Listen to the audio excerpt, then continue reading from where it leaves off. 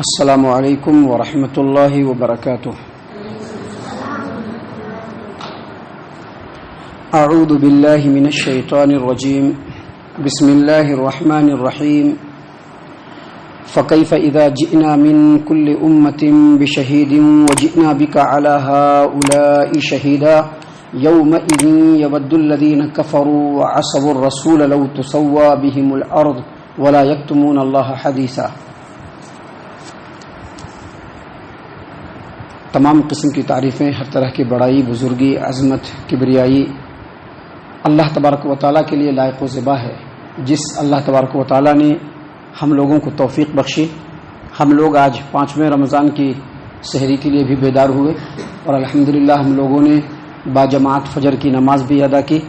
اور ابھی قرآن کریم کی تفسیر اور قرآن کریم کا جو درس ہو رہا ہے اس درس میں بھی ہم لوگ اللہ تبارک و تعالیٰ کی توفیق سے ہی شرکت کر رہے ہیں، اور اس کے اوپر اللہ تبارک و تعالیٰ کا بے حد اور بے انتہا شکر و احسان ہے.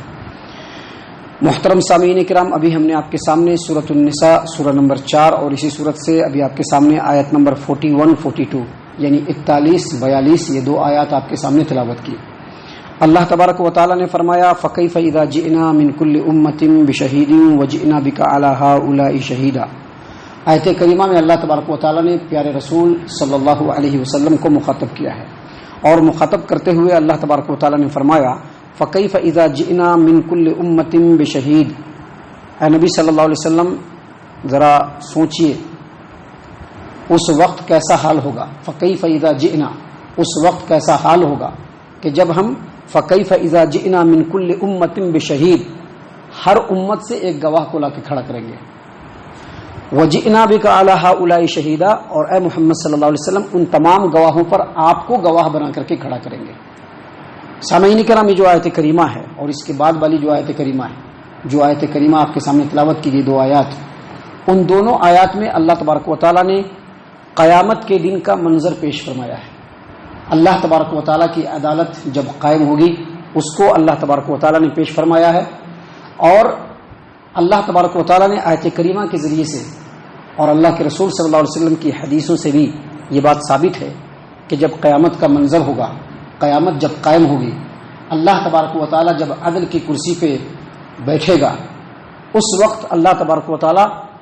تمام امتوں کو بلائے گا اور ہر امت میں ایک گواہ کو مقرر فرمائے گا، اور ہر امت کا جو گواہ ہوگا وہ اس امت کے نبی ہوں گے جو اللہ تبارک و تعالیٰ کے سامنے آ کر کے گواہی دیں گے کہ اللہ تبارک و تعالیٰ آپ کے پیغامات کو،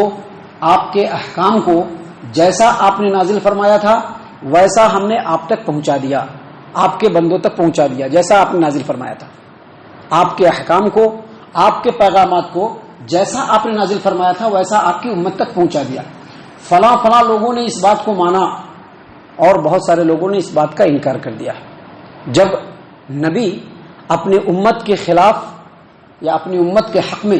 گواہی دے دیں گے تو امت کے وہ لوگ جو نافرمان، شرکش اور باغی قسم کے ہوں گے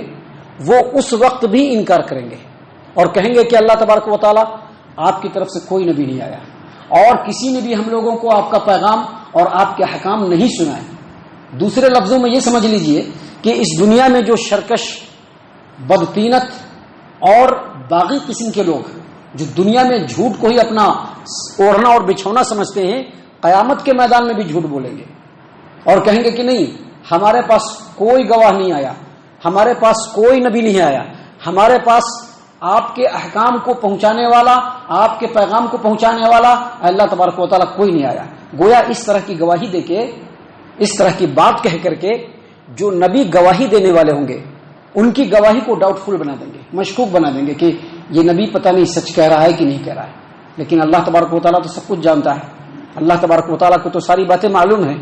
تو اللہ تبارک و تعالیٰ اس وقت ان نبیوں کی گواہی کے اوپر اللہ کے رسول صلی اللہ علیہ وسلم کو بلائیں گے اور آپ صلی اللہ علیہ وسلم سے پوچھیں گے کہ کیا یہ نبی بن کر کے اپنی امت میں پہنچے تھے یا نہیں پہنچے تھے؟ کہیں گے کہ بالکل پہنچے تھے. کیا اس نبی نے اللہ تبارک و تعالیٰ کے احکام کو اپنی امت کے لوگوں تک پہنچایا تھا یا نہیں پہنچایا تھا؟ اللہ کے رسول صلی اللہ علیہ وسلم گواہی دیں گے کہ بالکل پہنچایا تھا. تو اب یہ جو لوگ ہوں گے جنہوں نے انکار کیا ہوگا وہ لوگ پھر سے انکار کریں گے کہ آپ کیسے گواہی دے سکتے ہیں، آپ تو تھے ہی نہیں. بھائی بولتے ہیں نا لوگ، آپ وہاں پر موجود نہیں تھے تو پھر آپ کیسے گواہی دے رہے ہیں؟ آپ گواہی نہیں دے سکتے. اللہ کے رسول صلی اللہ علیہ وسلم فرمائیں گے کہ جو وحی قرآن کریم کی شکل میں اللہ تبارک و تعالیٰ نے میرے اوپر نازل فرمایا تھا، اس وحی کی روشنی میں نے جب دنیا میں ان نبیوں کی شہادت دی اور ان نبیوں کی تصدیق کی، تو آج قیامت کے دن میں کیوں نہیں تصدیق کروں گا؟ اللہ تبارک و تعالیٰ نے اسی بات کو یہاں پر بیان فرمایا کہ فَكَيْفَ إِذَا جِئْنَا. اے نبی صلی اللہ علیہ وسلم ذرا سوچئے اس وقت ان لوگوں کا کیا حل ہوگا. اِذَا جِئْنَا مِن كُلِّ أُمَّةٍ بِشَهِيدٍ، کہ جب ہم ہر امت میں سے ایک گواہ مقرر کریں گے. وَجِئْنَا بِكَ عَلَىٰ هَؤُلَاءِ شَهِيدًا، اور اے محمد صلی اللہ علیہ وسلم ان تمام گواہوں کے اوپر ہم آپ کو گواہ مقرر کریں گے. محترم سامعین کرام، آیت کریمہ کی تفسیر میں صحیح البخاری کتاب التفسیر باب فکیف اذا جئنا من کل امت بشہید، حدیث نمبر 4582 عبداللہ بن مسعود رضی اللہ عنہ روایت کرتے ہیں کہ ایک دن پیارے رسول صلی اللہ علیہ وسلم نے مجھ سے کہا کہ ابن مسعود قرآن کریم سناؤ مجھ کو.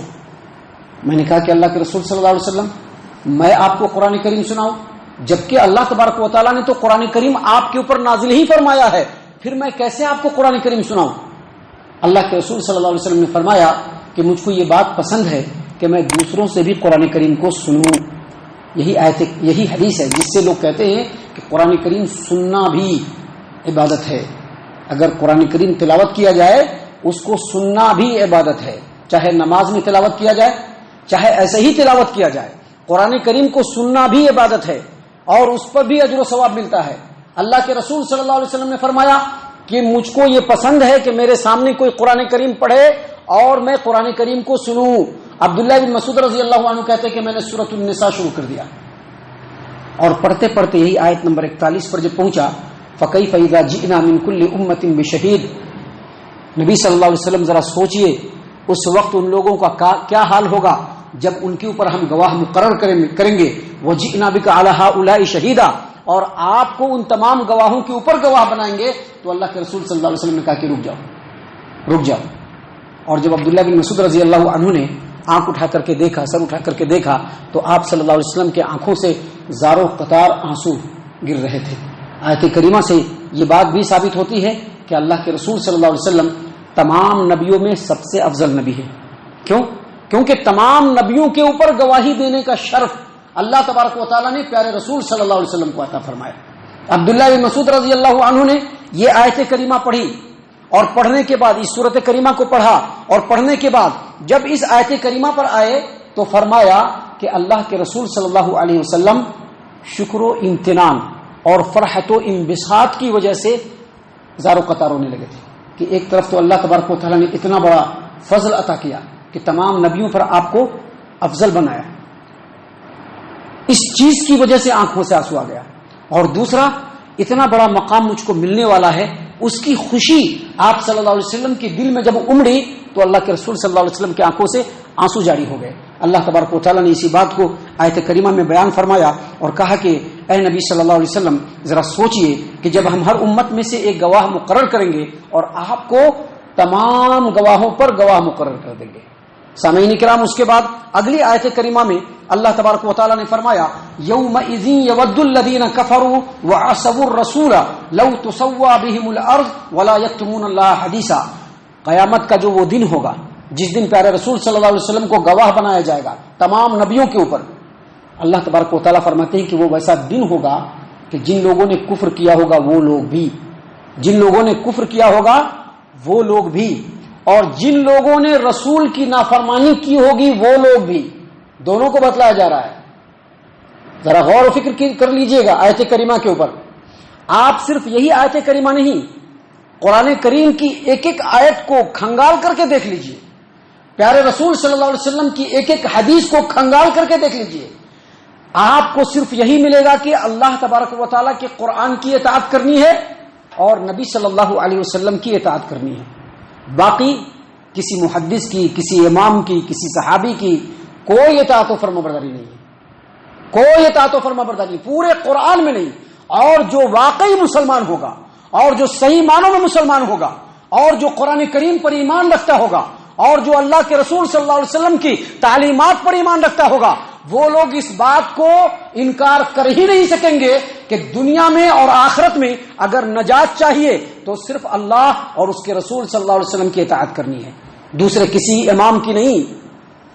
کسی پیر صاحب کی نہیں، کسی مفتی صاحب کی نہیں، اپنے خاندان کی نہیں اور اپنے نفس کی نہیں، بلکہ صرف اللہ اور اس کے رسول کی۔ اگر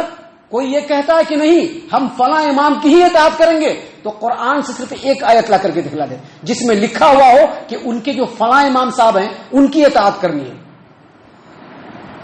یا پھر نبی کو چھوڑ کر کے کسی دوسرے کی اطاعت کرنی ہے، یہ بتلا دینا چاہیے۔ محترم سامعین کرام، اللہ تبارک و تعالیٰ نے یہاں پر کلیئر اور واضح طور پر کہا کہ جس دن اللہ تبارک و تعالیٰ قیامت کو قائم فرمائے گا، جس دن اللہ تبارک و تعالیٰ کی عدالت لگی ہوگی، یومئذ اس وقت یود الذین کفروا جن لوگوں نے کفر کیا ہوگا وہ بھی، وعصوا الرسول اور جن لوگوں نے رسول کی نافرمانی کی ہوگی وہ لوگ بھی کیا کریں گے؟ اللہ فرماتے ہیں کہ وہ چاہت کریں گے۔ کیا چاہت کریں گے؟ لو تسوا بہم الارض، کاش یہ زمین پھٹ جاتی اور ہم اس میں سما جاتے ہیں۔ کیوں ایسی چاہت کریں گے؟ کیونکہ وہ سامنے اپنے گناہ کو دیکھ لیں گے، جو کچھ کرتوت کر کے بھیجے ہوں گے وہ دیکھ لیں گے، اور اس کا جو ان کو بدلہ ملنے والا ہوگا وہ بھی محسوس کر لیں گے۔ اب ان چیزوں کو محسوس کرنے کے بعد ان چیزوں سے بچنے کے لیے وہ یہ چاہت کریں گے کہ کاش زمین پھٹ جائے اور میں اس میں سما جاؤں۔ اللہ نے فرمایا یومئذ یود الذین کفروا وعصوا الرسول لو تسوا بہم الارض، جب ان لوگوں کے اوپر نبیوں کی گواہی کی وجہ سے اور اللہ کے رسول صلی اللہ علیہ وسلم کی گواہی کی وجہ سے ان لوگوں کا جرم ثابت ہو جائے گا، تو جن لوگوں نے کفر کیا ہوگا وہ لوگ بھی اور جن لوگوں نے رسول کی نافرمانی کی ہوگی وہ لوگ بھی یہ چاہت کریں گے لو تسوا بہم الارض، کاش کی زمین پھٹ جاتی، وہ اس میں سما جاتے اور زمین برابر ہو جاتی اور ان چیزوں سے بچ جاتے۔ ولا یکتمون اللہ حدیثا، لیکن وہ لوگ اللہ تبارک و تعالیٰ سے کوئی بھی بات چھپا نہیں پائیں گے۔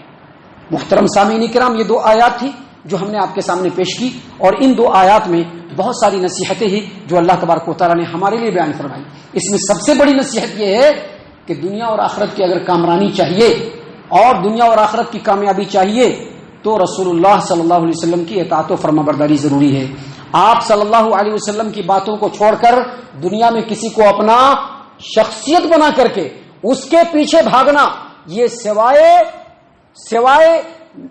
سوائے گمراہی کے اور کچھ بھی نہیں ہے۔ نجات اس سے ملنے والی نہیں ہے، نجات صرف ایک ہی جگہ پہ ہے، پیارے رسول صلی اللہ علیہ وسلم کی اطاعت اور اتباع میں۔ اللہ تعالیٰ سے دعا ہے کہ اللہ تبارک و تعالیٰ ہم تمام کو ان تمام باتوں کے اوپر خوب غور و فکر اور تدبر کرنے کے ساتھ ساتھ ان باتوں کے اوپر عمل کرنے کی بھی توفیق عنایت فرمائے، آمین۔ اللہ تعالیٰ ہم تمام کو صحیح معنوں میں پکا سچا مومن مسلمان بنائے، اللہ اور اس کے رسول صلی اللہ علیہ وسلم کی اطاعت و فرما برداری کرنے والا بنائے، صحابہ کرام رضی اللہ عنہم کے طریقے پر چلنے والا بنائے، جنت الفردوس میں جگہ عطا فرمائے۔ اے اللہ ہم تمام کو جہنم سے پناہ دے، اے رب العالمین ہم تمام کو جہنم سے پناہ دے، اے مالک الملک ہم تمام کو جہنم سے پناہ دے، آمین یا رب العالمین۔ وما علینا الا البلاغ المبین۔